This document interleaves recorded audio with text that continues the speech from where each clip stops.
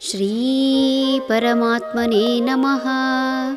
ಶ್ರೀಮದ್ಭಗವದ್ಗೀತಾ ಅಥ ತ್ರಯೋದಶೋऽಧ್ಯಾಯಃ. ಕ್ಷೇತ್ರಕ್ಷೇತ್ರಜ್ಞವಿಭಾಗಯೋಗಃ.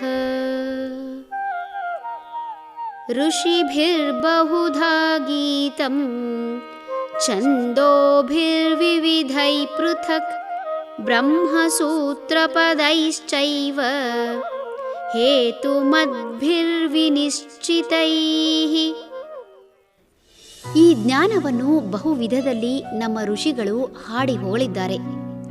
ವೇದಗಳು ನಾನಾ ವಿಧವಾಗಿ ವರ್ಣಿಸಿವೆ. ಬ್ರಹ್ಮಸೂತ್ರಗಳಲ್ಲಿ ಯುಕ್ತಿ ಸಹಿತವಾಗಿ ಇದನ್ನು ತಿಳಿಸಿದ್ದಾರೆ.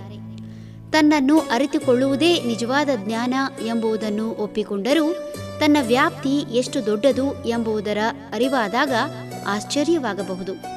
ತಾನು ಎಂದರೆ ಈ ದೇಹ ಎಂಬ ಕಲ್ಪನೆ ಎಲ್ಲರಿಗೂ ಇರುತ್ತದೆ. ಆದರೆ ತಾನೇ ಬೇರೆ, ತನ್ನ ದೇಹವೇ ಬೇರೆ ಎಂಬುದನ್ನು ತನ್ನ ಮಾತಿನಲ್ಲಿ ಒಪ್ಪುವ ಮನುಷ್ಯ ಒಳ್ಳೆಯದಾದಾಗ ತನ್ನಿಂದ ಹಾಗೂ ಕೆಟ್ಟದ್ದಾದಾಗ ತನಗೂ ಇದಕ್ಕೂ ಸಂಬಂಧವಿಲ್ಲ ಎಂಬಂತೆ ನಡೆದುಕೊಳ್ಳುವುದನ್ನು ಕಾಣಬಹುದು. ಆತ್ಮೋನ್ನತಿಗೆ ದೇಹ ಇಲ್ಲದೆ ಅಸಾಧ್ಯ.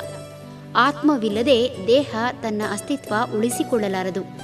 ಲೋಕ ಕಲ್ಯಾಣಕ್ಕಾಗಿ ತಮ್ಮ ಜೀವನವನ್ನು ಮುಡುಪಾಗಿಟ್ಟ ಋಷಿಗಳು ಈ ಜ್ಞಾನವನ್ನು ಕೊಂಡಾಡಿ ಅದು ಇತರರಿಗೆ ತಲುಪಲು ತಮ್ಮ ಕೊಡುಗೆ ಕೊಟ್ಟಿದ್ದಾರೆ. ಅಕ್ಷರವನ್ನು ಬರೆಯುವ ತಂತ್ರಜ್ಞಾನ ಬರೆಯುವವರೆಗೂ ಈ ಜ್ಞಾನವನ್ನು ಬಾಯಿ ಪಾಠದ ಮೂಲಕ ಕಲಿಸಿ ಕಾದಿಟ್ಟು ಅದು ಉಳಿಯುವಂತೆ ನೋಡಿಕೊಂಡ ಋಷಿಗಳು ಇದರ ಮಹತ್ವವನ್ನು ಸಾರುತ್ತಲೇ ಇದ್ದಾರೆ. ವೇದಗಳ ಕೊನೆಯ ಭಾಗವನ್ನು ಉಪನಿಷತ್ ಎನ್ನಲಾಗುತ್ತದೆ.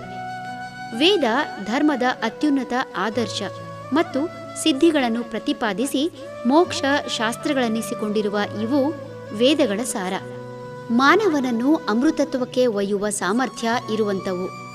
ಇವುಗಳಲ್ಲಿರುವ ಮಹತ್ವವನ್ನು, ಆತ್ಮ ಪರಮಾತ್ಮ ಜ್ಞಾನವನ್ನು ಗುರುವಿನ ಪದತಲದಲ್ಲಿ ಕುಳಿತು ಭಕ್ತಿಯಿಂದ ಕೇಳಿ ತಿಳಿಯಬೇಕಾಗಿರುವುದರಿಂದ ಈ ಅರ್ಥಗಳನ್ನೊಳಗೊಂಡ ಉಪನಿಷತ್ ಎಂಬ ಹೆಸರು ಅನ್ವರ್ಥವಾಗಿದೆ.